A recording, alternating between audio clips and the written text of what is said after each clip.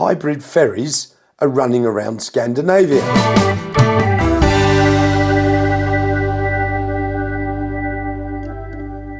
I was sitting on the balcony of my cruise ship when I was in port at Rostock in northern Germany, when I noticed some of the ferries that were cruising by said hybrid ferry, bit like a Toyota Prius on water. Then a ferry went by with this huge round cylinder. It was rotating, and I got intrigued. So I started to look at what they were doing in that neck of the woods. So way back in 2013, Scandinavian ferries started to become more green. They installed some smaller batteries in their ferries to cut greenhouse gas emissions. And in fact, the greenhouse gas emissions could be lowered by anything up to about 40%. And since then, they've invested hundreds of millions of euros developing greener, friendlier forms of ferry. So, following on from these simple hybrids, they added bigger batteries, and then this rotor sail, which was that big, tall cylinder to assist in the propulsion of the ferry. Now, got to get a bit thoughtful here. This cylinder uses something called the Magnus Effect, which is where wind, when it meets a spinning cylinder, the air's directed around it, but it speeds up or slows down depending upon the direction of travel. So it's a bit like aeroplane wings, where wind speeds up over the top, lowers the pressure compared to the wind underneath, or the air underneath the wing, which is moving slower, so it's higher pressure, and that gives it lift. Very similar here. This then helps push the ship, or ferry in this case, forwards at 90 degrees to the direction of wind travel. Now, it just so happens that between Rostock and Copenhagen, I think, they're travelling up and down, and the wind 90% of the time is directly across.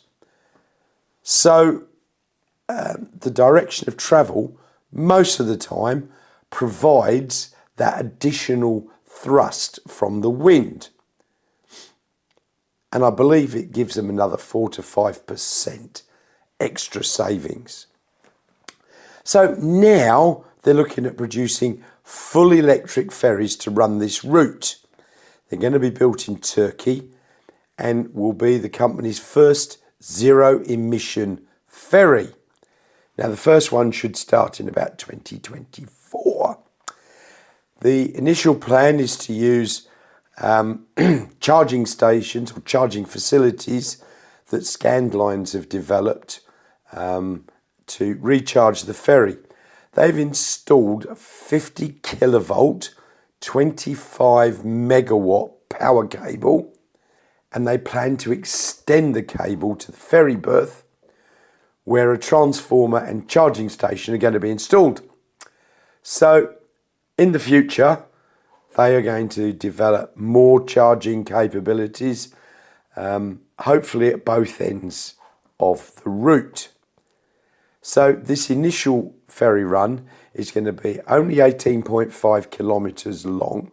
They plan to run 2 ferries per hour in each direction, 24 hours a day, 365 days a year. The journey takes about 45 minutes in hybrid mode and 70 minutes in full electric mode, and they have about 15 minutes at each port to recharge. So I'm not sure how they can claim it's zero emission, because it's a hybrid ship, but it's got a massive battery and can run on pure electric power, but it's progress. It's far better than what they have had. So at least progress is being made, and other countries should take note. Electric ships are possible, and even using, say, rotor sails, there's no reason why the future of shipping cannot be cleaner and greener.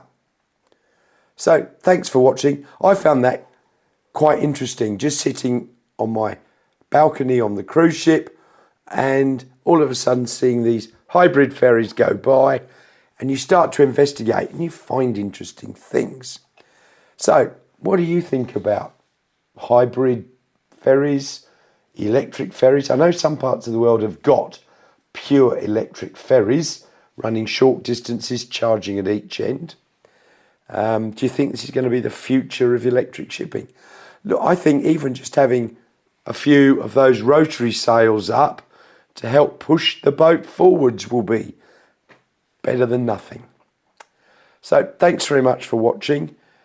Please, can you click that like and subscribe button below? Really appreciate it. Thank you. And I'll see you all very soon.